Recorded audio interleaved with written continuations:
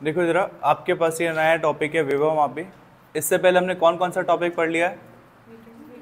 कौन कौन से मशीन पढ़े हैं हमने? ऐसे व्हीट स्टोन सेतु, फिर मीटर सेतु।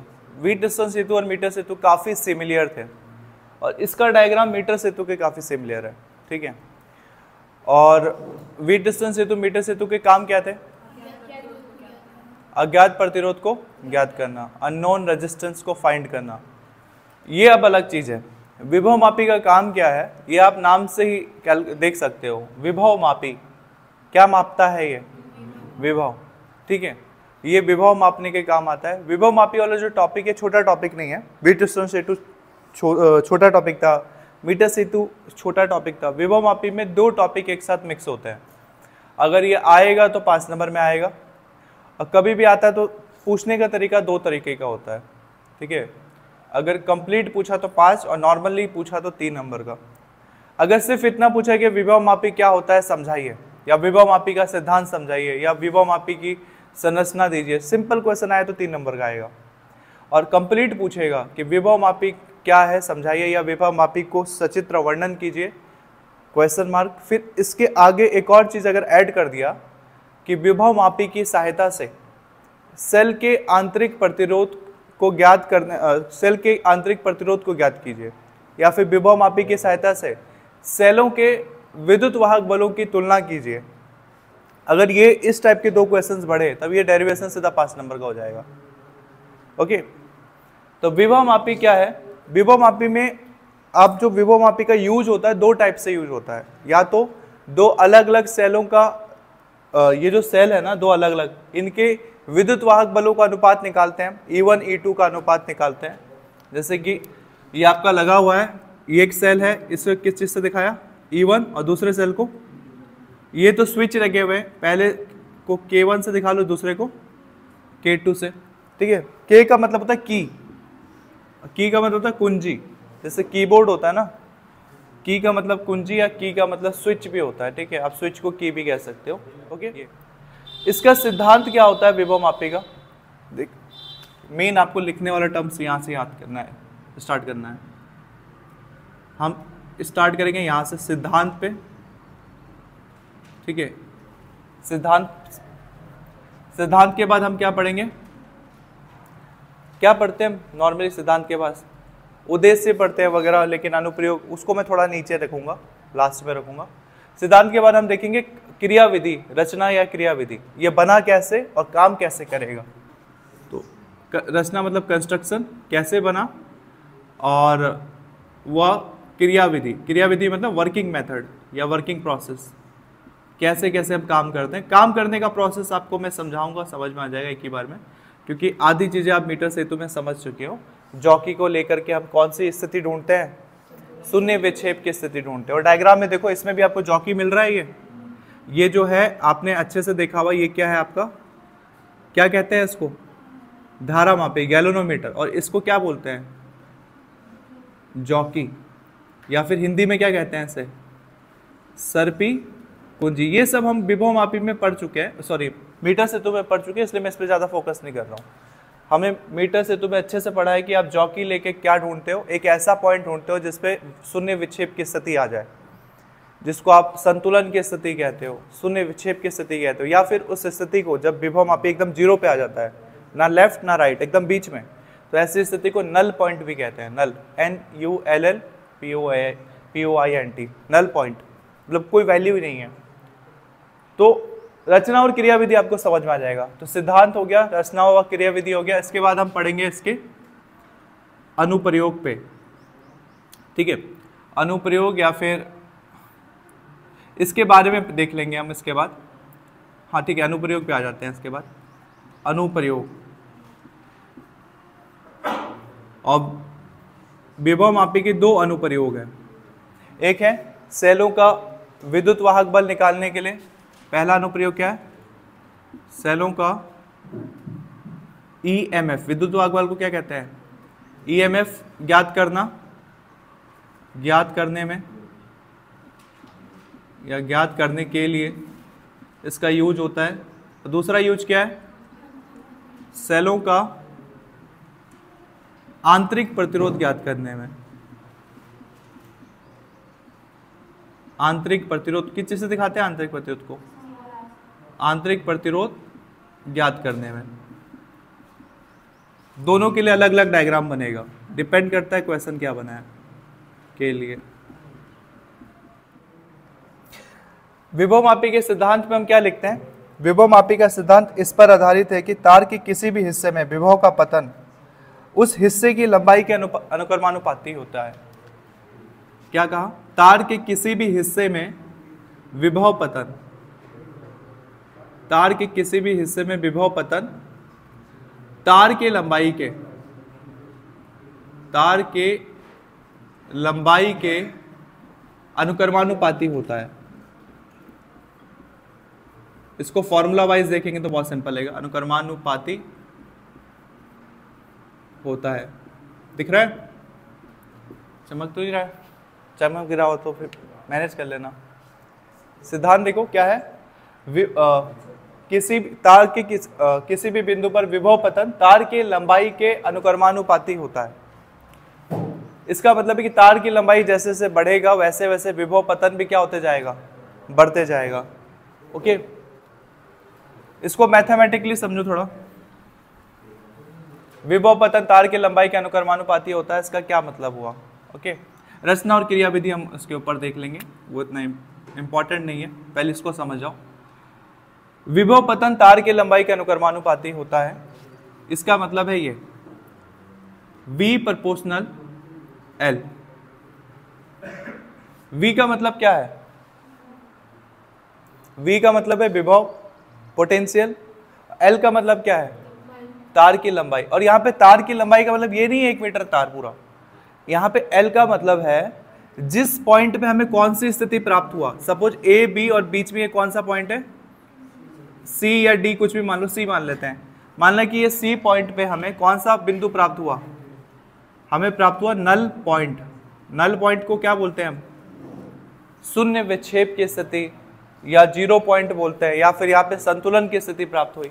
तो यहाँ पे जो L है आपके पास, ठीक है, ये L का मतलब ये वाला L है। ये आप मीटर सेतु में भी L और 100 - L पढ़ते थे ना, तो ये L का मतलब है जिस बिंदु पर आपको A से C के बीच में यदि शून्य विक्षेप की स्थिति प्राप्त हो गई तो ये वो वाला L है। ठीक है, तो सिद्धांत क्या है विभव मापी का? विभव पतन तार के लंबाई के अनुक्रमानुपाती होता है। आपको पता है कि प्रोपोर्शनल का साइन हटता है तो बराबर के सामने क्या आता है? एक कांस्टेंट आता है।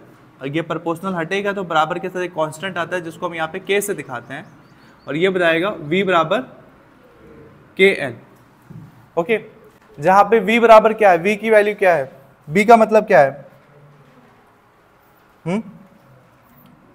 क्या आवाज नहीं आ रही है? V की वैल्यू क्या है?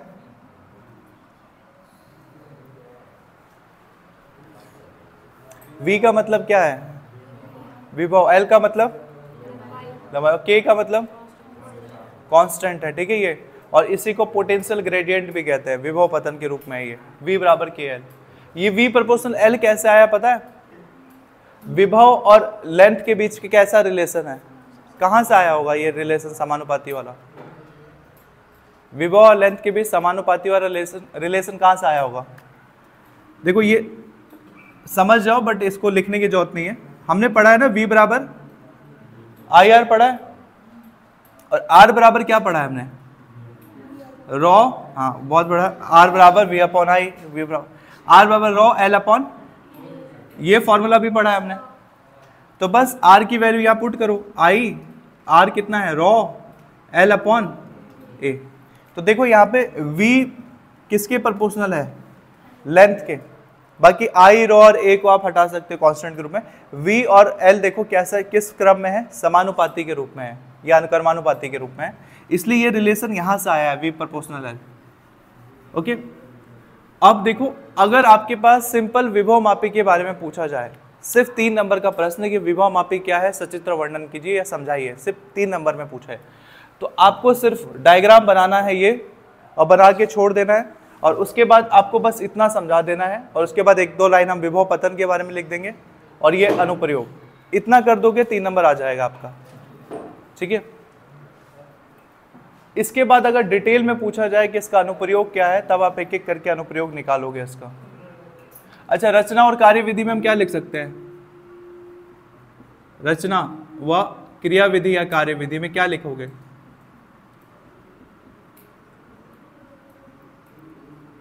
हो गया आपका, ये हेडिंग लिख दिया, रचना और क्रियाविधि। अब आप समझाओगे रचना में कैसे बना है, ठीक है, स्पेशली अनूप और आदित्य, समझाना जरा कैसे बनाई है। बस इस डायग्राम को समझाना है, एकदम as simple as it is.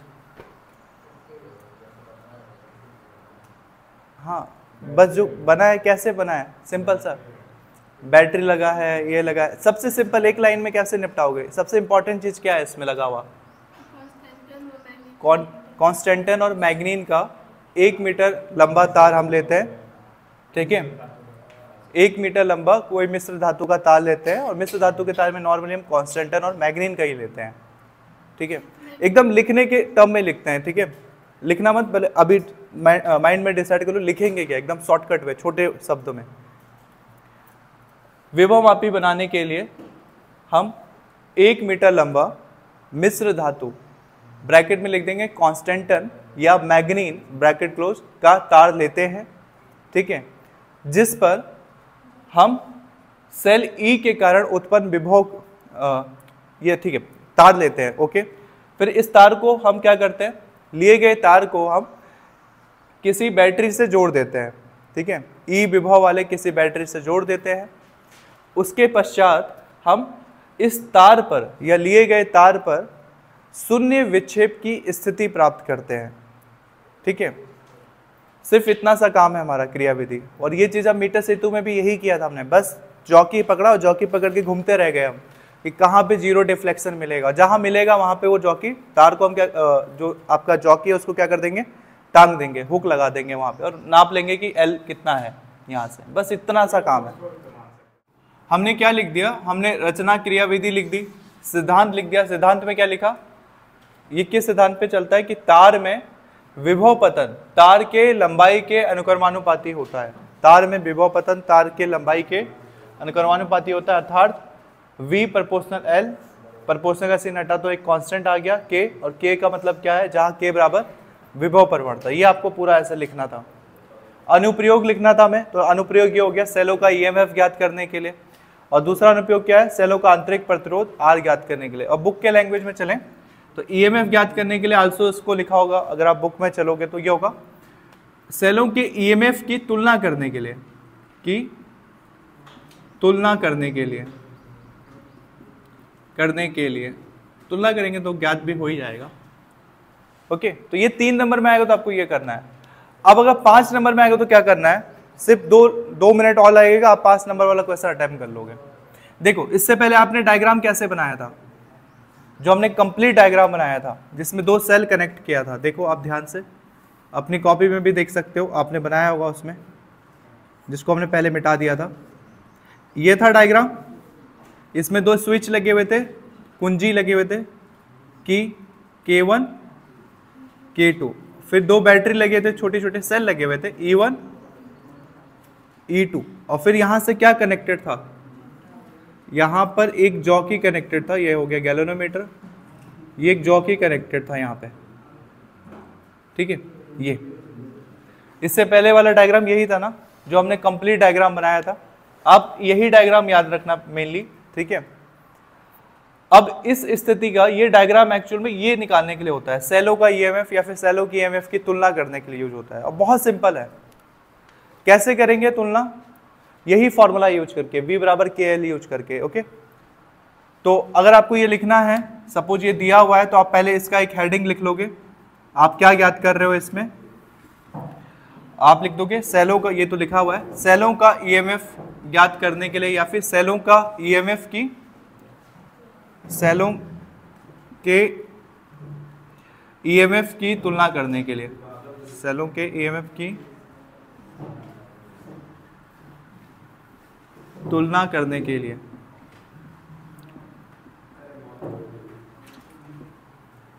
ये आप अलग से हेडिंग डालोगे उसके नीचे, ठीक है। अनुप्रयोग नहीं, अनुप्रयोग वगैरह तो आपने पहले लिख दिया है, अगर ये दिया हो तो आपको अलग से ये हेडिंग डालना पड़ेगा। नंबर 1 ये ज्ञात करना है आपको। कैसे ज्ञात करेंगे, देखो सिंपल है, पहले सेल का देखो, पहले ईएमएफ कैसे निकालोगे। ईएमएफ निकालने का फॉर्मूला ये है, V बराबर KL।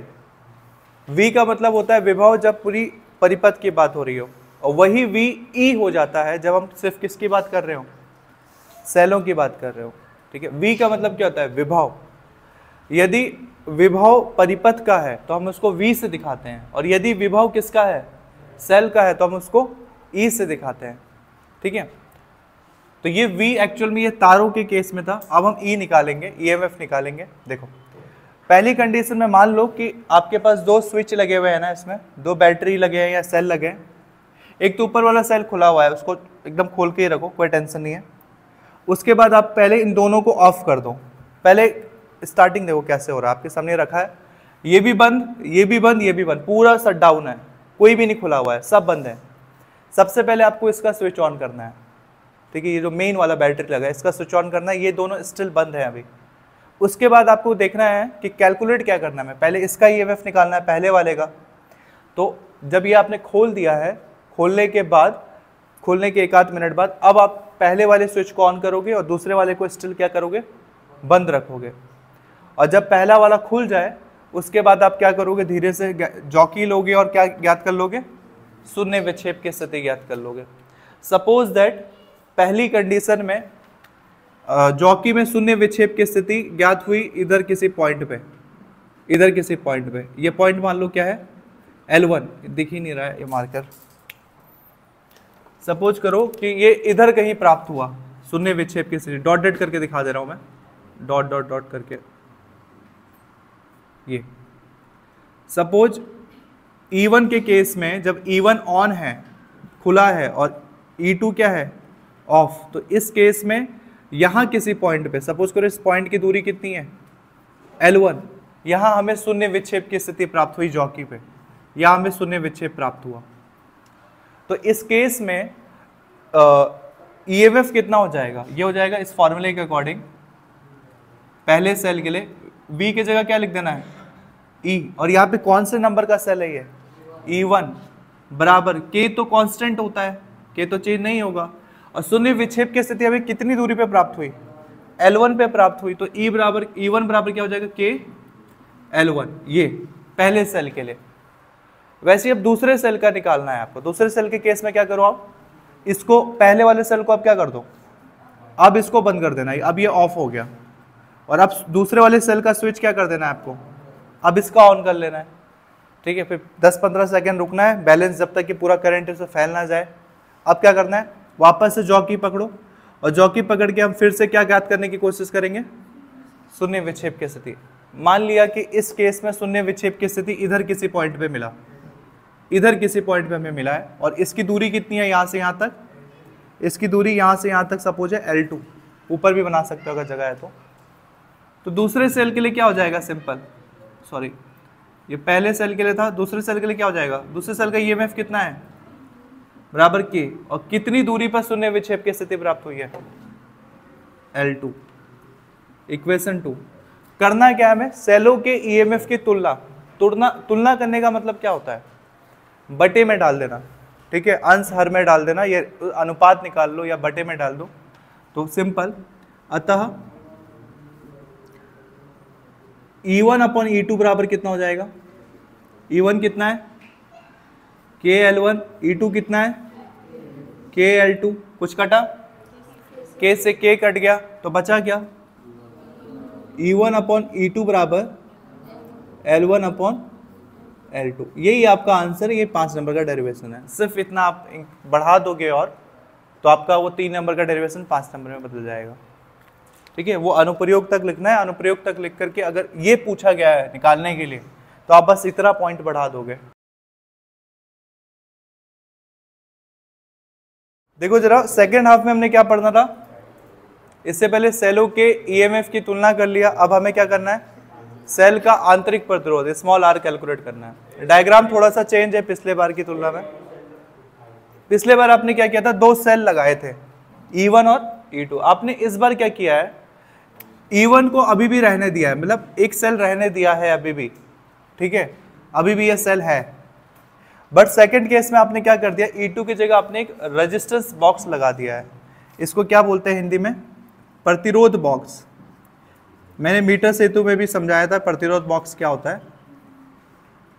बॉक्स, रेजिस्टेंस बॉक्स, एक ब्लैक कलर का बॉक्स होता है, उसमें बहुत सारे रेजिस्टेंस होते हैं, आप उसको अपने हिसाब से उसका प्रतिरोध बढ़ा घटा सकते हो, ठीक है, स्विच लगे होते हैं उसमें, तो ये रेजिस्टेंस बॉक्स है। अब देखो सेम जैसे आपने इससे पहले E1 और E2 निकाला था, E1 के लिए L1 निकाला, फिर E2 के लिए L2 निकाला, शून्य विक्षेप की स्थिति निकाली, वैसे ही इसमें भी करना है, सेम टू सेम। कैसे होगा देखो, सेम उसी कंडीशन में।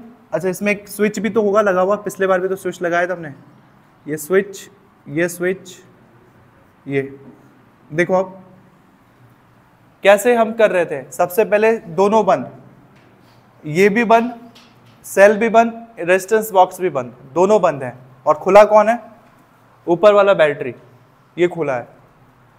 अगर आपको सबसे पहले E की वैल्यू निकालनी है तो E की वैल्यू कैसे निकालोगे, E की वैल्यू निकालना है तो आप पहले रेजिस्टेंस बॉक्स को बंद कर दो और क्या खोल दो, ये E1 वाले सेल को खोल दो आप। तो अभी ये वाला बंद है, नीचे वाला बंद है, ऊपर वाला खुला है, जो निकालना है उसको खोल देना है, पहले ऑन कर देना है। तो क्या हो जाएगा, फॉर्मूला अभी हमने क्या पढ़ा था, E बराबर क्या होता है, E बराबर यह पढ़ा था ना आपने अभी, V बराबर क्या होता है, K L, ये पढ़ा था ना रिलेशन। अभी हमारे पास सेल है तो सेल के केस में E होगा, तो E बराबर कितना हो जाएगा, E1 बराबर, या E भी लिख सकते हैं क्योंकि ये तो सिंगल बचा हुआ है ना अभी, ठीक है, इसको हटा दो, इसका नाम बैटरी या B लिख देते हैं, कोई दिक्कत नहीं, ये हटा ही दो ना इसका नाम। तो E बराबर क्या हो जाएगा, देखो हम क्या करेंगे, अभी ये बंद है, ऑफ है, E ऑन है, तो हम क्या करेंगे, जॉकी लेंगे, और जॉकी लेके क्या ढूंढेंगे हम, शून्य विक्षेप की स्थिति। और सपोज इसका शून्य विक्षेप की स्थिति यहां से कितनी दूरी पे हमें मिल रहा है, L1 दूरी पे मिल रहा है, जैसे पिछले बार मिला था L1 दूरी पे मिल गया था। सेल तो अभी तक हमने चेंज नहीं किया ना, सेल तो वही लगा हुआ है E1 अभी भी, पिछले बार L1 पे मिला था, इस बार भी मिल गया। तो E बराबर K, और L के जगह कितना हो जाएगा, L1, ये सेल के लिए था, सेल के लिए क्या, अच्छा हाँ सॉरी, लो, हाँ सही बोला उसने, वो तो नॉर्मल तार है। अब इसमें शून्य विक्षेप के लिए गैल्वेनोमीटर लगा है, तो ये पहली स्थिति है, J1 मान लो इसको, पहली कंडीशन है। सेकंड कंडीशन में आपको प्रतिरोध बॉक्स का काम करना है। अब इसके लिए निकालना है तो E1 को क्या करना पड़ेगा, बंद, और प्रतिरोध बॉक्स को क्या करना पड़ेगा, ऑन। अब इसने रेजिस्टेंस अप्लाई कर दिया है, उस केस में हम V निकालेंगे। तो जैसे E बराबर KL था, तो इस केस में देखो जब ये वाला खुला है, नीचे वाला खुला है, ऊपर वाला बंद है, तब सपोज करो, डॉट डॉट करके दिखा लो, ठीक है, तब सपोज करो कि हमें शून्य विक्षेप की स्थिति किसी इधर किसी पॉइंट पे मिल गया। इस पॉइंट को क्या नाम दे देते हैं, जैसे J1 था, जॉकी 1, तो ये जॉकी की सेकंड कंडीशन है। कब आया ये, जब E1 बंद है और ये वाला रेजिस्टेंस बॉक्स खुला हुआ है, तब हमें शून्य विक्षेप की स्थिति यहाँ प्राप्त हुई। और सपोज कर लो कि यहाँ से यहाँ के बीच की डिस्टेंस कितनी है, डिस्टेंस मान लो कितनी है, L2 मान लो, सपोज दैट डिस्टेंस है हमारे पास, तो कितना हो जाएगा, V बराबर, V क्यों, विभव निकाल रहे थे हम। सेल के केस में हम विभव को E से दिखाते हैं, जबकि अदर केस में हम किससे दिखाएंगे, V से। जैसे ये फॉर्मूला है, V बराबर K, और L कितनी पॉइंट पे हमें शून्य विक्षेप की स्थिति प्राप्त हुई, कितनी दूरी पे, L2 दूरी पे प्राप्त हुई, तो KL2, ये हो गया। अगेन वैसे ही आप इस इक्वेशन 1 इक्वेशन 2 डाल के छोड़ दो, बस इतना ही समझाने वाला टर्म था। उसके बाद सिंपल सा मैथमेटिक्स लगा हुआ है, इस इक्वेशन 1 इक्वेशन 2 डाल के छोड़ दो।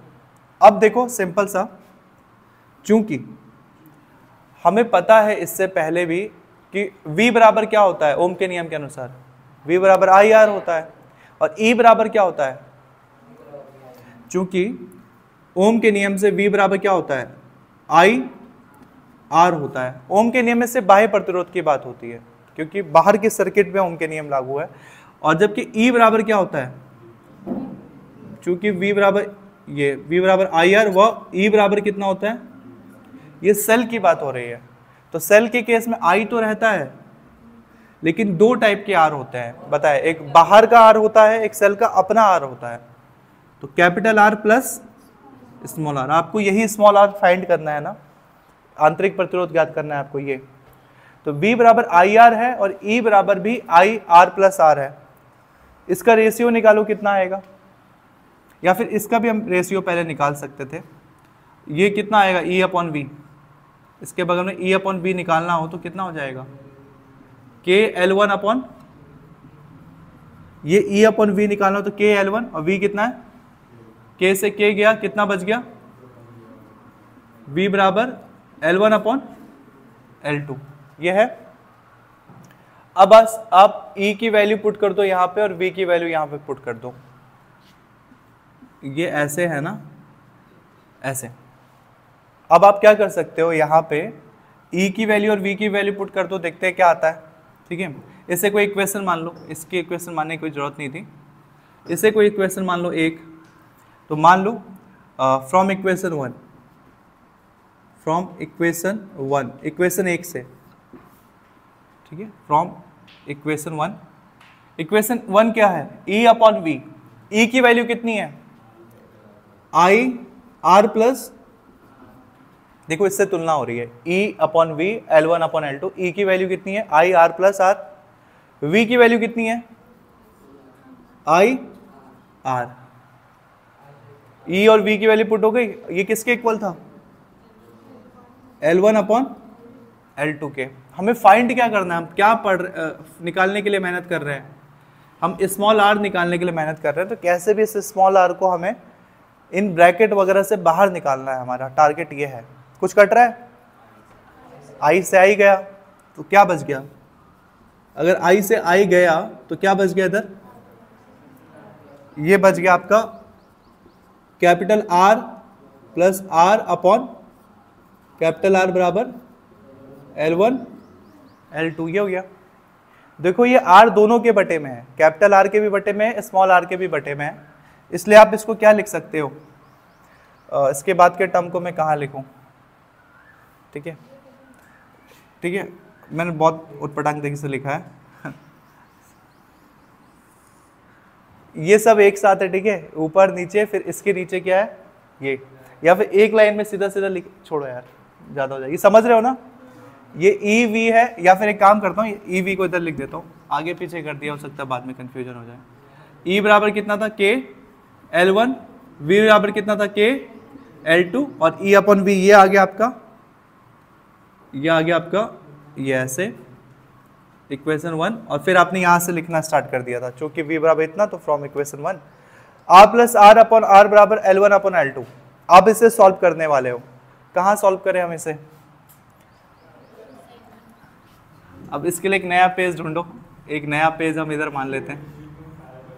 देखो R plus R upon R, R दोनों के डिवाइड में है, ये हो जाएगा R बटे R प्लस स्मॉल r बटे कैपिटल R। देखो R दोनों के डिवाइड में था ना, R बटे R स्मॉल r बटे R, इक्वल कितना है L2। R से R गया, क्या बचा, R से R कट जाएगा तो क्या बचेगा 0 1 प्लस स्मॉल r अपॉन बराबर L1 अपॉन, क्या फाइंड कर रहे हैं हम, स्मॉल r फाइंड कर रहे हैं, तो स्मॉल r को अकेला छोड़ना है। कैसे छोड़ोगे, पहले 1 को उधर भेजना पड़ेगा, राइट हैंड साइड, 1 उधर जाएगा तो क्या हो जाएगा -1 हो जाएगा।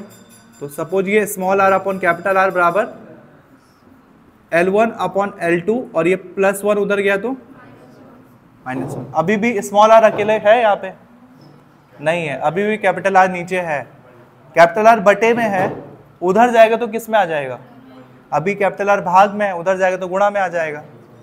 ठीक है, तो ये आ गया स्मॉल r बराबर capital R L1 upon L2 minus 1, और आपने किसकी वैल्यू फाइंड कर दी यहाँ पे, स्मॉल r की वैल्यू आपने यहाँ पे फाइंड कर दी, यही आपको निकालना था, ये आपने स्मॉल r की वैल्यू यहाँ पे फाइंड कर दी।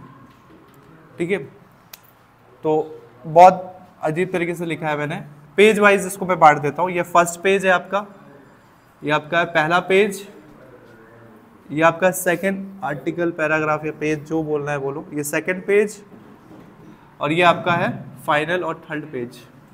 ये ऐसे आपने सेल का ईएमएफ भी निकाल लिया और आपने आंतरिक प्रतिरोध भी निकाल लिया। ये कंप्लीट होता है विभव मापी आपका।